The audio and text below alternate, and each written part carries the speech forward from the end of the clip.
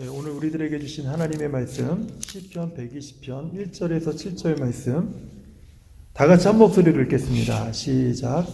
내가 환난 중에 여호와께 부르짖었더니 내게 응답하셨도다. 여호와여, 거짓된 입술과 속이는 혀에서 내 생명을 건져 주소서. 너 속이는 혀여, 무엇을 내게 주며 무엇을 내게 더할꼬. 장사의 날카로운 화살과 로뎀나무 숯불이로다. 메색에 머물며 계달의 장막중에 머무는 것이 내게 화로다. 내가 화평을 미워하는 자들과 함께 오래 거주하였도다. 나는 화평을 원할지라도 내가 말할 때에 그들은 싸우려 하는도다. 아멘. 저는 우리 신앙생활에서 가장 중요한 것은 저는 예배라고 생각합니다. 저는 학생 시절부터 예배에 성공하면 인생에 성공한다 이런 말을 듣고 자랐는데, 저는 이 말을 우리 학생들에게, 우리 자녀들에게 정말 유언처럼 우리 교회가 남겨주어야 된다고 저는 생각합니다. 사실 예배라고 하는 것은 하나의 어떤 종교적 행위로 볼 수도 있겠지만, 예배는요 우리의 신앙생활에 있어서 가장 핵심과도 같은 것입니다. 예배에 실패한 사람은 우리가 바른 신앙생활을 한다고 볼 수가 없는 것이죠. 하나님 앞에서 예배자로 사는 것, 이것이 하나님께서 우리를 성도로 부르신 본래의 모습입니다. 성도가 예배하지 않는 것, 예배자가 되지 않는다라는 것은 성도라고 불릴 수 없다는 뜻입니다. 예배에 갈망 있는 성도들, 예배에 갈망 있는 성도들은요 하나님으로 충만한 삶을 살 수 있기 때문에 그래요. 우리가 어떻게 하나님으로 충만하면서 살 수 있습니까? 예배를 갈망할 때, 예배 속에서 하나님의 임재, 하나님의 말씀, 하나님의 역사, 하나님의 응답을 갈망할 때 우리는 하나님으로 충만할 수 있습니다. 우리 성도님들은 그동안 저를 보면서 어떻게 생각하셨는지 모르겠지만, 저는 우리가 드려지는 이 온라인 예배에 목사님은 왜 저리 열심일까? 이렇게 생각하신 분도 계셨을지 몰라요. 그래서 지금까지 수개월 동안 현재 이런 모습까지 오게 됐는데, 이렇게 하게 하는 이유가 뭐냐면, 예배가 우리 신앙생활에 가장 중요한 것이기 때문에 여기에 내가 할 수 있는, 우리가 할 수 있는 최선을 다해서 준비해서 하나님 앞에 예배하는 것이 가장 바른 예배다라는 생각이, 그런 확고한 생각이 제게 있기 때문에 그래요. 이번에 이제 분리하는 우리 학생부 주일학교 예배도 마찬가지입니다. 우리 어떤 분들은 제가 주일학교 예배를 어떤 선택하고 의논하는 데 있어서 굉장히 까다롭다 막 이렇게 생각하실 분도 있을지 몰라요. 그런데 그렇게 하는 이유는요, 그게 그만큼 중요하기 때문에 그래요. 그게 그만큼 중요하기 때문에. 그 예배를 소홀히 준비해서는 안 되기 때문에 그래요. 우리 자녀들에게 한 명이 있던 10명이 있던 그 인원이 중요한 것이 아니라, 함께하는 그 예배 속에서 정말 잘 준비돼서 우리 자녀들에게 하나님의 말씀, 그리고 하나님의 임재, 하나님의 은혜, 또 함께 기도하는 것, 이것을 그 예배 속에서 경험하고 가르치고 경험해야 되기 때문에, 그러기 때문에 쉽게 결정할 수 없는 것들입니다. 우리 성도님들이 이제 9월 13일부터 시작되는 이 주일학교 예배예요. 우리 성도님들은요 정말 깊은 관심을 가지셔야 돼요. 제가 처음에 왔을 때 우리 집사님들 좀 기분 나쁘셨을 수 있지만, 제가 우리 교회 그 집사님들에게 이런 말을 했어요. 우리 집사님들은요 베이비시터를 찾으시면 안 됩니다 그랬어요. 그 이유가 뭔지 아십니까? 내가 편한 것은요, 내가 편하게 예배 드리는 것은 바른 예배가 아니에요. 예배에는 깊은 헌신이 필요합니다. 준비하는 사람, 목사님만 준비하는 것이 아니에요. 전도사님들만 예배를 준비하는 것이 아니라는 거예요. 예배는요 준비하는 사람뿐만 아니라 참여하는 사람들도, 온 교회가 정말 그 예배에 깊은 헌신을 다해야 돼요. 그 헌신의 의미가 무엇이냐면요, 저는 이렇게 생각합니다. 내가 할 수 있는 최선을 다하는 거예요. 내가 할 수 있는 최선. 안 되는 건 어쩔 수 없죠. 지금 우리가 온라인 예배 드리는 것은요 제가 할 수 있는 최선입니다. 이게 제가 할 수 있는 최선이에요. 더 그 이상을 제가 할 수 없기 때문에 못하는 거예요. 더 할 수 있으면 더 하겠죠. 이렇게 우리가 예배를 중요시 여기고 예배를 갈망하는 그 마음을요 우리 자녀들에게 보여줄 때, 우리 자녀들이요 예배의 중요성을 배우게 되는 거예요. 온라인 예배라고 해서, 온라인 모임이라고 해서 장난하고 그리고 쉽게 대하고 하는 그런 모습을 가르치려고 해서는 안 된다는 거예요. 만약에 우리 안에서 그런 모습을 허용하거나 그 방치하는 마음이 있다면 이건 우리 부모님들이요 회개해야 되는 것이에요. 하나님이 기뻐 받으실 만한 모습이 전혀 아닙니다. 우리가 예배를 통해서 하나님의 크신 은혜를 들이마시고 그 은혜로 회복되고 그 은혜로 기뻐하고 그 은혜로 능력을 받아서 각자의 처소에서 우리 자녀들은 학교에서 청년들은 뭐 학교뿐만 아니라 뭐 직장에서 어디서든지 간에 우리 집사님들 사업과 일터 가운데 가정에서 정말 하나님의 영광의 찬송이 되는 그 예배자로 살 수 있도록 우리가 이 예배를 갈망해야 된다는 것입니다. 그 예배를 사모하다 못해서 예배를 목말라 하는 우리가 되기를 소망하기 때문에 제가 이 예배를 강조하는 거예요. 그래서 제가 한동안 이 예배라고 하는 주제로 이제부터 말씀을 좀 드리려고 합니다. 저는 정치적인 얘기, 개인적인 얘기를 강단에서 하는 걸 별로 좋아하는 사람이 아니에요. 한 가지 분명하게 말씀드릴 것이 있습니다. 지난번 한국에서 열린 8.15 광복 집회 같은 그런 것은 예배가 아니에요. 다툼을 일으키는 것은 예배가 아니라는 거예요. 예배 속에는 하나님의 말씀이 있고 하나님의 영광이 있고 하나되게 하는 성령의 하나되게 하시는 역사가 있을 때 그것이 예배의 열매이죠.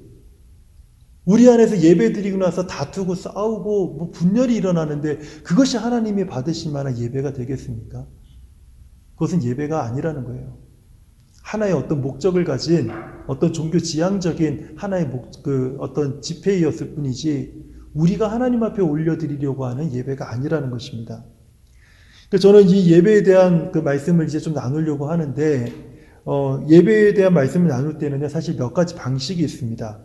하나는 예배에 대한 신학적이고 교리적인 내용을 중심으로 해서 우리가 속한 교단의 예배의 모범을 가르친다든지 그 모범을 따른 성도의 준비와 자세를 가르친다든지 뭐 그런 것들을 설명하는 것이 우리가 예배를 배우는 한 가지 방법이 될 수 있습니다. 뭐 중요한 것이에요. 이 부분은. 또 다른 하나의 방법이 있다면 성경에서 예배에 관한 아주 대표적인 성경들을 다 뽑아서 그 성경들을 중심으로 해서 예배에서 다룰 수 있는 주제들을 같이 나눌 때 우리가 예배에 대해서 말씀을 좀 상고해 볼 수 있게 되는 것이죠. 근데 제가 이제 이번에 예배에 대한 주제를 함께 나누려고 하는 이 말씀은요, 이런 방법이 아니라 좀 다른 방법을 채택을 했습니다. 시편에는요 120편부터 134편까지 성전에 올라가는 노래라는 제목으로 시편이 15편이나 이렇게 쭉 이어져 있습니다. 이 시들은 순례자들이 각 처소에서 살다가 때가 되면은 예루살렘 성전을 향해 순례의 길을 떠나서 이제 순례의 길을 가는 그 여정과 그리고 성전에 도착해서 예배를 드리는 그 모든 그 모습들을 이 15편에서 담고 있어요. 그래서 저는 이 시편, 이 15편의 시들을 통해서 지금 우리의 삶, 지금 나의 심정, 그리고 내 상황, 내 형편들이 어떻게 예배로 연결되어야 하는지를 이 성전에 올라가는 노래가 담긴 15편의 시편을 중심으로 해서 함께 생각하면서 이제 제가 말씀을 나누려고 하는 것입니다. 성전에 올라가는 노래는요, 오늘 우리가 읽은 시편 120편부터 시작을 합니다. 이 성전에 올라가는 노래라는 제목처럼 여기서 강조되고 있는 것은 성전이죠. 성전은 유대인들에게 있어서 과거에도 그랬고 지금도 그렇고요. 하나님께서 거하시는 곳, 이곳을 성전이라고 유대인들은 생각을 하고 있습니다. 거기에는 하나님의 임재가 있고 하나님의 영광이 머무는 장소, 그것이 바로 성전에 대한 개념이에요. 성전은 이스라엘 백성들의 삶의 중심이었고 신앙의 중심이었습니다. 그래서 우리는 주일이 되면은 교회 가자, 예배 보자, 뭐 이런 말로 주로 우리가 주일에 이런 말들을 사용하지 않습니까? 그런데 이스라엘 사람들은요, 예배 보자 이런 말을 쓰는 것이 아니라 성전을 향해서 올라가자 이런 표현을 쓴다는 거예요. 그래서 지금도 유대인들은 시온으로 가자, 예루살렘으로 가자 이런 말을요, 예루살렘으로 올라가자라고 말을 하면은 하나님의 성전 앞에 나가 예배하자라는 의미로 받아들여서 지금도 막 감격하고 이렇게 막 흥분을 한다는 거예요. 이 성전에 올라가는 노래라는 제목에는요, 여러 가지 해석이 있습니다. 하나는 레위 사람들이 성전에 올라가는 노래를 총 15편을 부르는데, 제사 지낼 때마다 이 15편의 노래를 불렀는데, 낮은 음으로 시작해서 높은 음으로 끝났다고 해서 성전에 올라가는 노래다, 이렇게 생각하는 견해가 있어요. 또 다른 견해는요, 바벨론 포로 생활에서 해방된 이스라엘 백성들이 이제 예루살렘으로 돌아오지 않습니까? 그 예루살렘으로 올라가면서 불렀던 노래다, 그래서 성전에 올라가는 노래, 이런 제목이 붙여졌다라는 견해가 있습니다. 또 다른 견해가 있는데, 예루살렘 그 성전에 올라갈 때는요, 성전에 들어갈 때는 그 과정이 있어요. 그 과정 때문에 붙여졌다, 이 제목이, 이렇게 말하는 게 있어요. 아시는 분 잘 아시겠지만 성전에 들어가려면요, 먼저 이방인의 뜰을 통과해야 되고요, 이방인의 뜰을 지나면 여인의 뜰을 지나고 이스라엘의 뜰을 지나고 제사장의 뜰을 지나서 지성소로 나아가게 되어 있습니다. 그런데 여기서 여인의 뜰에서 이스라엘의 뜰로 이렇게 옮겨져 갈 때 계단이 있는데, 그 계단이 15개가 있어요. 그래서 그 계단 한 계단씩 올라갈 때마다 이 시편을 한 편씩 노래했다고 해서 성전에 올라가는 노래다, 이렇게 이제 바라보는 견해도 있다는 것이죠. 마지막 견해인데요, 이스라엘 남자들은요, 그 율법에 이르기를 1년에 3번은 하나님 앞에 보이라 라고 하는 하나님의 명령이 있었습니다. 그게 6월절, 77절, 초막절이에요. 그래서 이런 때가 되면은 가나안 전역에 흩어져 있는 그 이스라엘 백성들이나 또는 해외에서 살고 있는 모든 이스라엘 백성들이 이 절기 때가 되면요, 흩어져 있었던 백성들이 이제 예루살렘 성을 향해서 모이기 시작을 합니다. 순례의 길을 떠나는 거죠. 이 순례의 길을, 절기를 참여하고자 순례의 길을 떠나는 백성들이 그 순례의 발걸음을 옮기면서 성전 쪽을 바라보면서 불렀던 노래, 그 순례자들이 불렀던 노래, 성전을 바라보면서 성전을 향해 올라가면서 불렀던 노래다. 그래서 그 성전에 올라가는 노래다, 이렇게 제목이 붙여졌다고 말을 합니다. 저도 그렇고 많은 사람이 이 마지막 견해를 따르고 있어요. 많은 사람들이, 이스라엘 백성들이 성전을 향해 순례의 길을 떠나면서 하나님의 성전을 사모하면서, 하나님의 성전에 하나님의 은혜를 사모하면서, 그 예배를 사모하면서 가는 모든 여정에서 불렀던 노래, 성전에 도착했을 때 불렀던 노래, 예배를 드리면서 불렀던 노래, 이것이 성전에 올라가는 노래다, 이렇게 이야기를 합니다.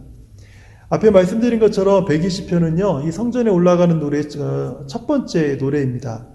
이 첫 번째 노래에서 하나님의 성전을 찾고자 하는 이 시인, 제 시인이라고 표현을 하겠습니다. 이 시인의 환경을 우리가 알 수가 있게 됩니다. 그러니까 성전을 향해서 순례의 길을 떠나기 전에 그 시인의 환경을 보자는 거죠. 시인이 누구인지, 시인이 어디에 살고 있었는지, 어떤 사람들이 이 시인의 이웃들이었는지, 그리고 시인 주변에는 무엇을 추구하며 살고 있었던지, 그리고 지금 시인의 심정은 어떠한지, 그리고 지금 무엇을 간절히 바라고 있는지, 이런 내용이 시편 120편에 잘 담겨져 있습니다. 그럼 먼저 이제 성전을 향해 올라가는 이 시인은 어떤 사람일까요? 1절을 보면요, 내가 환난 중에 여호와께 부르짖었더니 내게 응답하셨도다. 이 말씀을 보면 시인은요, 환난 중에 하나님께 부르짖어 기도했다고 그랬어요. 이것을 보면 믿음을 가진 성도입니다. 하나님을 불신하는 불신자가 아니라 믿음을 가진 성도라는 거예요. 그리고 7절을 보면 나는 화평을 원하나 라고 이렇게 이야기를 해요.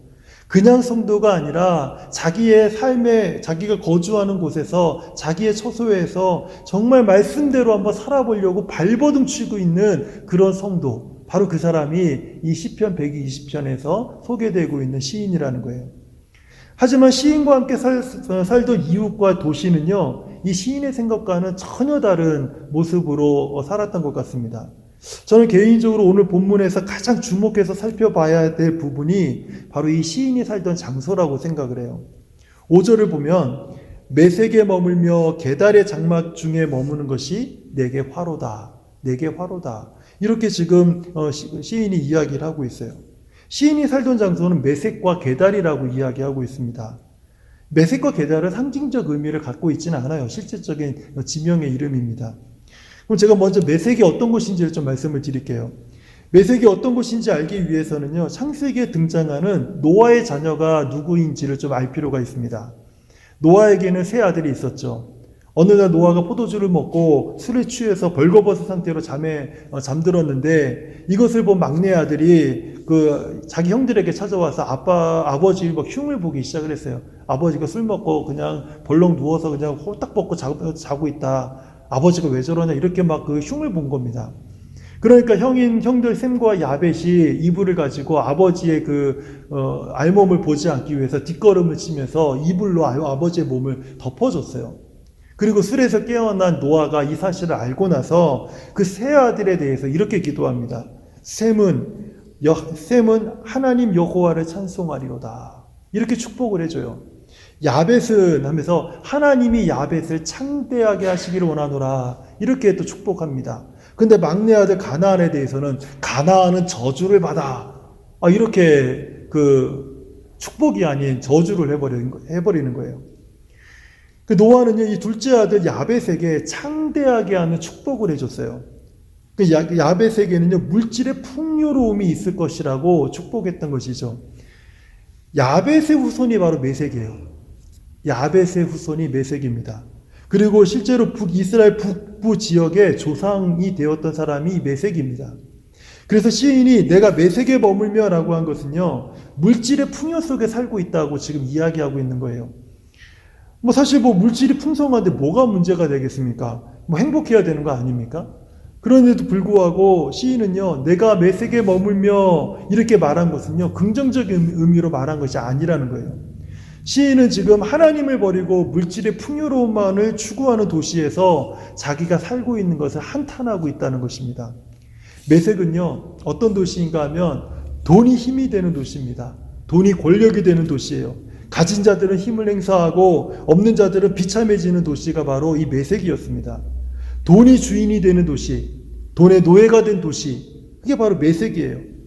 솔로몬은 전도서에서 이런 재물과 관련해서 이렇게 말을 합니다. 전도서 1장 7절을 보면 모든 강물은 다 바다로 흐르되 바다를 채우지 못하며 강물은 어느 곳으로 흐르든지 그리로 연하여 흐르느니라. 강물은 다 바다로 흐르는데 바다를 채우지 못한다라는 거예요. 강물이 아무리 넓고 깊어도요, 결국은 바다로 흘러 들어감에도 불구하고 그 강물이 바다를 채우지 못한다. 이게 지금 재물에 빗대어서 하는 얘기예요. 그리고 이어서 8절을 보면 모든 만물이 피곤하다라는 것을 사람이 말로 다 할 수는 없나니 눈은 보아도 족함이 없고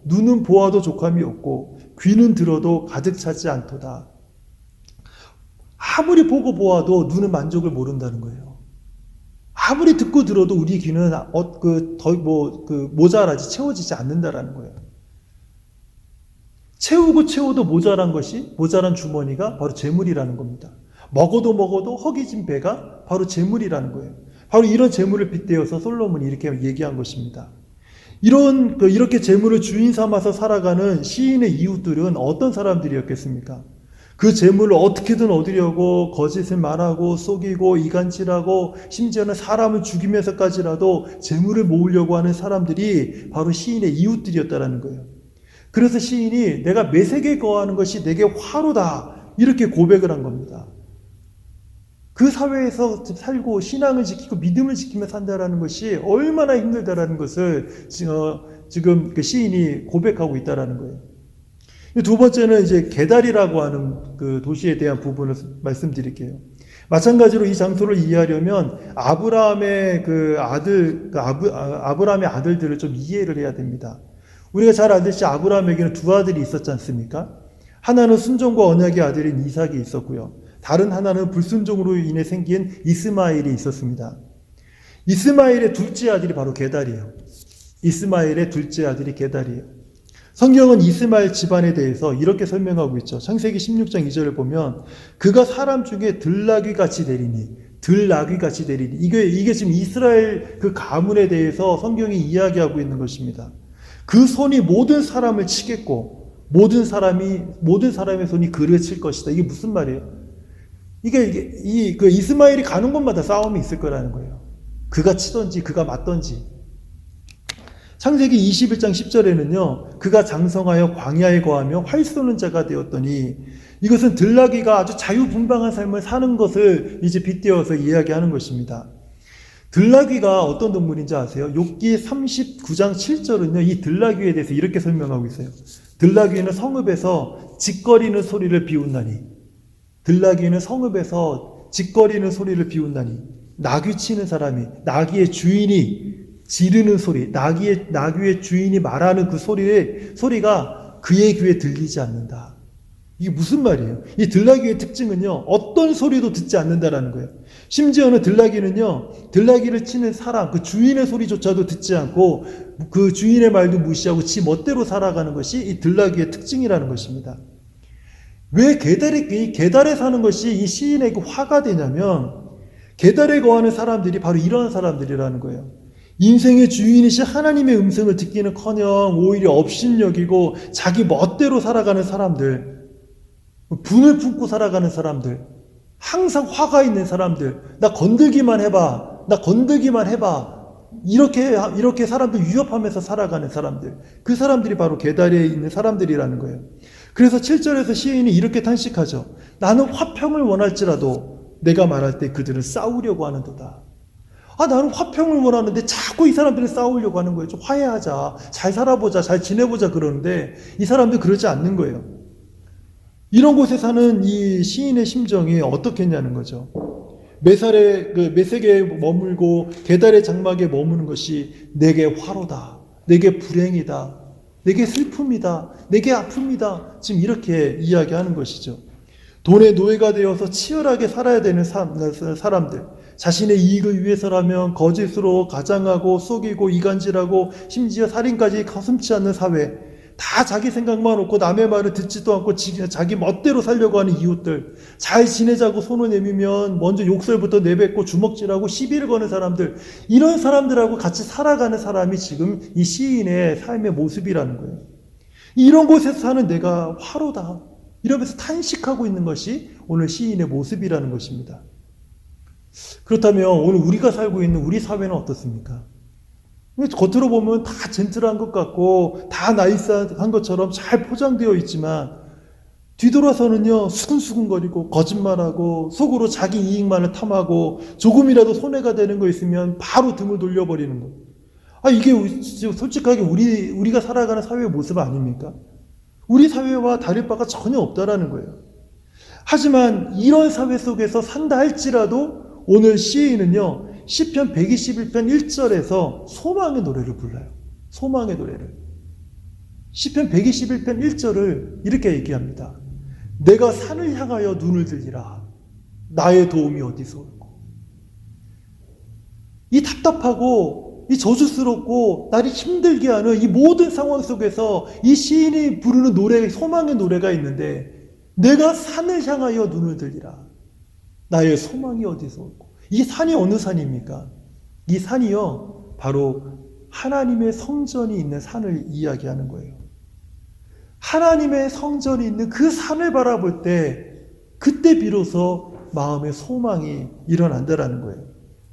바로 하나님의 성전에 대한 갈망입니다. 예배에 대한 목마름이에요. 하나님의 성전이 있는 산에서 내가 예배했을 때에 하나님이 부어주신 이 하나님의 은혜, 오직 그 은혜만이 답답하고 망할 것 같은 자기 삶의 유일한 소망이 된다는 것을 이 시인이 잘 알고 있었다는 거예요. 이러한 시인의 심정은요, 다른 시편이 42편, 시편 42편 2절과 4절에서도요, 비슷한 고백을, 다른 사람의 고백이지만 비슷한 고백을 찾아볼 수가 있어요. 내 영혼이 하나님, 그 살아계신 하나님을 갈망하나니 내가 어느 때에 나아가서 하나님의 얼굴을 배울까? 내가 어느 때에 나가서 하나님의 얼굴을 배울까? 내가 전에 성의를 지키는 무리와 동행하여 기쁨과 감사의 소리를 내며 그들을 하나님의 집으로 인도하였더니 이제 이 일을 기억하고 내 마음이 상하는도다. 지금은 그런 하나님을 예배하지 못하고 있기 때문에 예전에 내가 하나님을 예배했을 때 그 기쁨, 그 감격, 그 은혜를 떠올리면서 지금 그렇게 하고 있지 못하는 자신을 바라볼 때, 나 정말 그렇게 하나님 예배하고 싶은데, 나 정말 그 하나님 그렇게 내가 갈망하고 있는데 그렇지 못하는 자기 자신의 마음을, 그래서 내 마음이 상하는도다, 이렇게 고백하고 있는 거예요. 지금 오늘 시편 120편의 이 시인과 이 시편 42편의 시인의 공통점이 무엇입니까? 하나님을 갈망하고 있는 거예요. 지치고 낙담되고 정말 답답하고 자기의 그 속마음 하나 털어놓을 데 없는, 그리고 곧 망할 것 같은, 이 정말 막 모든 것이 나를 막 감싸서 나를 막 짓누르고 있는 이런 상황 속에서 하나님만이 나의 유일한 소망이 되기 때문에 그 하나님을 갈망하고 있는 이 마음이 공통점이라는 거예요. 이 참 예배는요, 지친 나의 삶의 자리에서 하나님에 대한 갈망이 일어날 때 그때부터 드려지기 시작을 해요. 참 예배는 그냥 시간이 정해졌기 때문에 그냥 예배 시간에 와서 앉아있는 것이 참 예배가 아니라, 정말 내 삶이 너무 지치고 힘들 때 하나님에 대한 갈망이 막 일어나기 시작할 때 그때부터 예배가 시작되는 거예요. 이제 시인은요, 자신의 지친 삶을 뒤로하고 이 예배에 대한 목마름을 채우기 위해서 성전을 향해 순례의 길을 떠날 준비를 이제 하는 거예요. 120편이 바로 이 내용을 이야기하고 있는 겁니다. 이런 예배에 대한 시인의 갈망처럼 우리는요, 하나님을 향한 갈망이 우리 예배의 시작이 되어야 된다는 거예요. 우리 예배의 시작이 이래야 된다는 거예요. 제가 한 가지만 말씀드리고 이제 설교를 마치겠습니다. 우리가 잘 알듯이 지금 현재 이스라엘은요, 예전에 전 세계로 흩어졌던 디아스포라 유대인들이요, 시온에 있는 이스라엘로 귀환을 하면서 1948년에 재건국이 되었습니다. 우리가 다 알고 있는 것이죠. 이스라엘이 완전히 폭삭 망했다가 나라가 없어졌다가 1948년에 다시 나라가 재건국이 됐어요. 이때 5차례에 걸쳐서 유대인들이 이 이스라엘 땅으로 본국으로 귀환을 했는데요. 세계에 흩어져 있었던 유대인들이요. 이때 돌아온 이민자들을 가리켜서 히브리 말로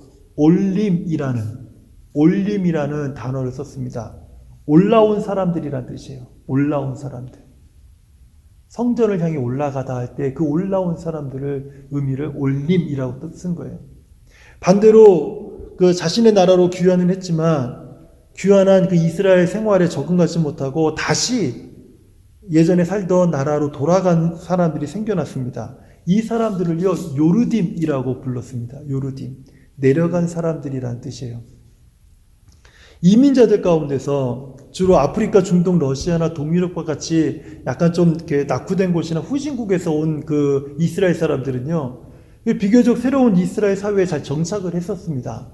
그래서 그들이 정착을 잘해서 올림의 삶을 살게 됐어요. 그런데 반면에 서유럽이나 미국, 캐나다와 같은 이런 부유한 나라에서 온 사람들은요, 그 새 이스라엘 그 사회에 잘 적응하지 못하고 자기가 원래 살던 그 나라로 다 돌아가 버렸습니다.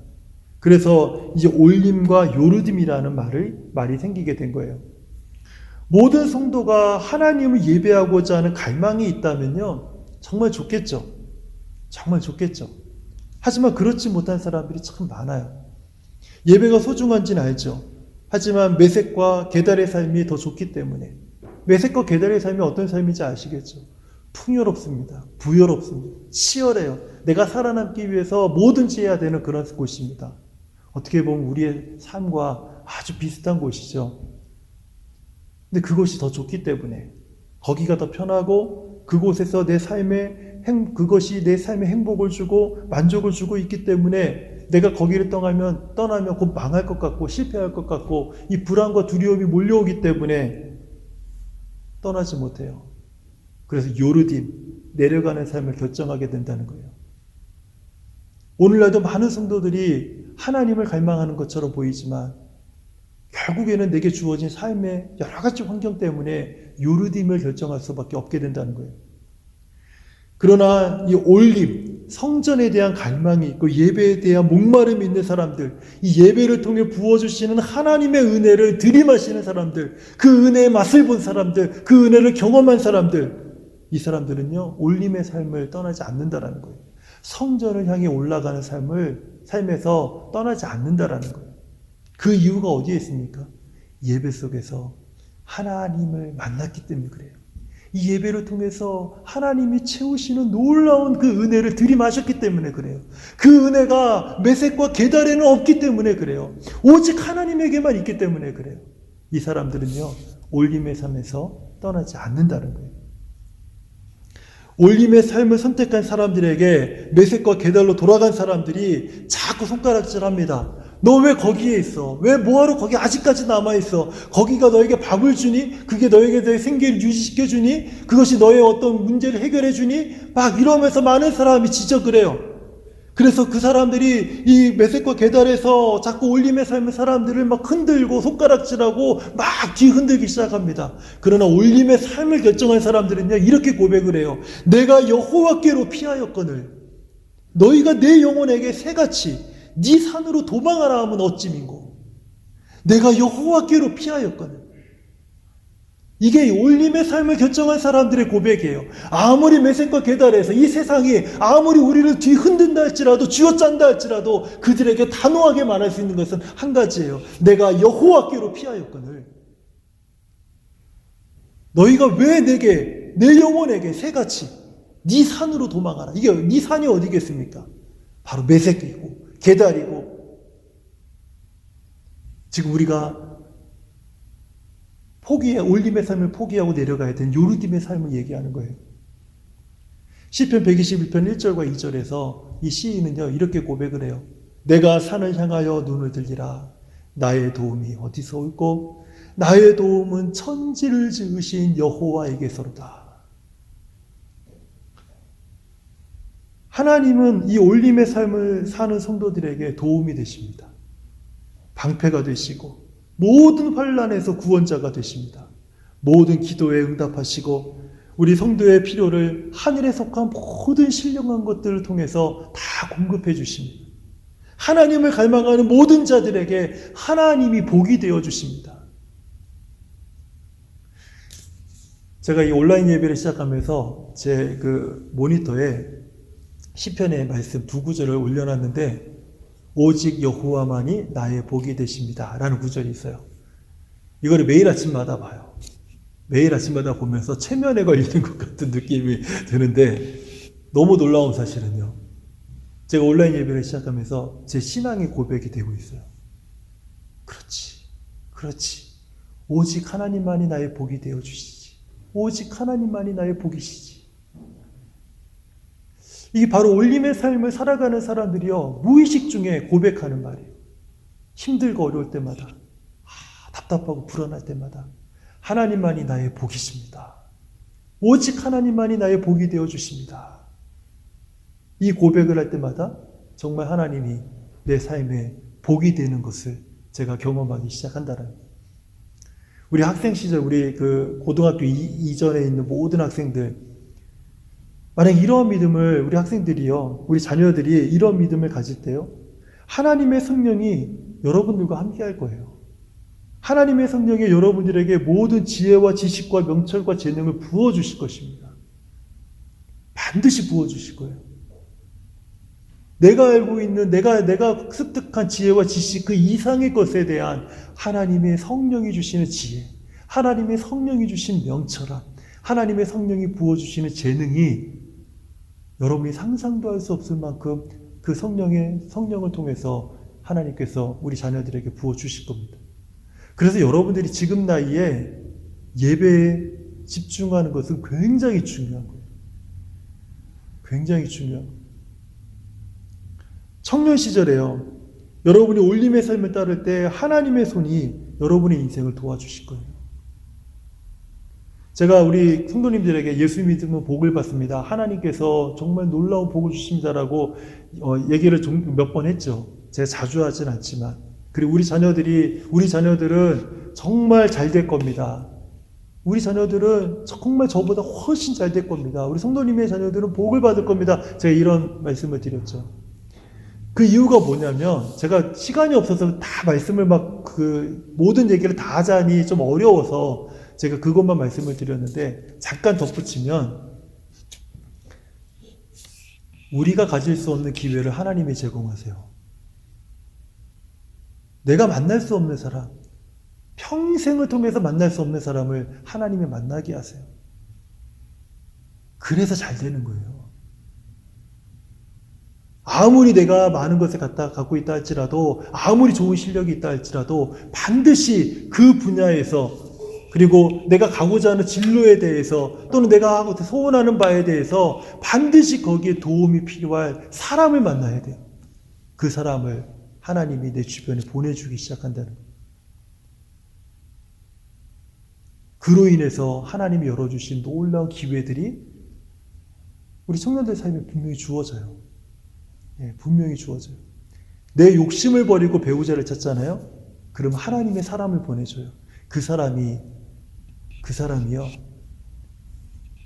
나를 변화시킬 거예요. 내 욕심을 따라서 배우자를 찾으면 그 사람 때문에 잘 될 수도 있지만 망할 수도 있어요. 이게 뭐예요? 세상이 다 그렇기 때문에. 하지만 하나님의 뜻을 따라서 내 배우자를 찾으면 그 사람 때문에 반드시 성공합니다.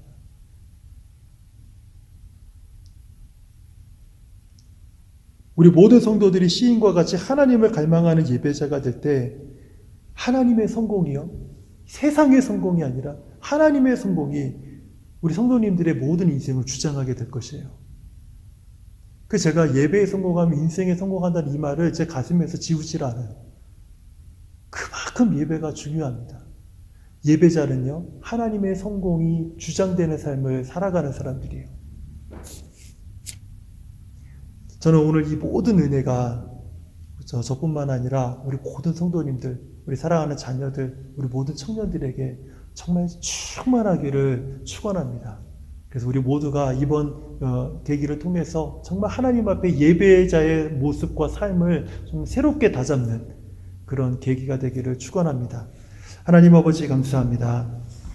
우리가 하나님 성전에 올라가는 노래를 중심으로 해서 하나님이 흔양하고 하나님이 받으신 만한 아름다운 예배자로 어떻게 서야 되는지, 지금 내가 처한 상황이 어떻게 예배와 연결될 수 있는지, 하나님 오늘 이 말씀을 시작으로 해서 우리가 함께 고민하고 함께 기도하기를 원합니다. 하나님 이 말씀이 선포될 때마다 우리 사랑하는 모든 성도들과 자녀들과 청년들이 정말 예배자로서의 삶에 대해서 다시 한번 진지한 고민이 우리 안에서 이루어지도록 하나님께서 은혜를 베풀어 주시옵소서. 예수님의 이름으로 기도합니다. 아멘. 우리 말씀을 기억하면서 주님 마음 내게 주소서 같이 찬양하겠습니다.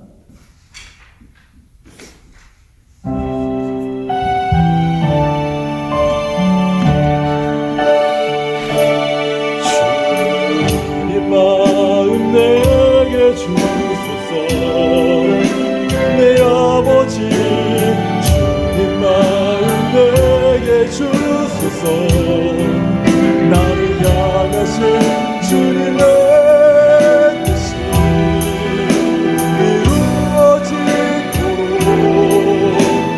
주님 마음 내게 주소서. 주님의 마음 내게 주옵소서.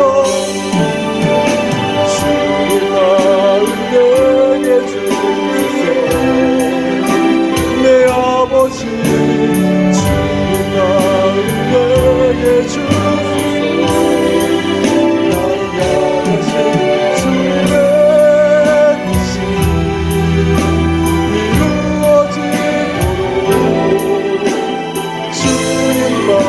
다시 한번 찬양하겠습니다. 주의 마음 내게 부어주옵소서. 주의 마음 내게 주소서. 내 아버지 주의 마음 내게 주소서. 나를 향하신 주님의 뜻이 이루어지도록 주님 마음 내게 주소서. 이제는 우리를 구원하신 예수 그리스도의 은혜와 언제나 무한한 사랑으로 우리를 사랑하시고 보호하시는 하나님의 크고 놀라우신 사랑과 우리를 충만하게 하셔서 예배자로 인도하시는 성령의 감화 감동 위로하심이 하나님 나도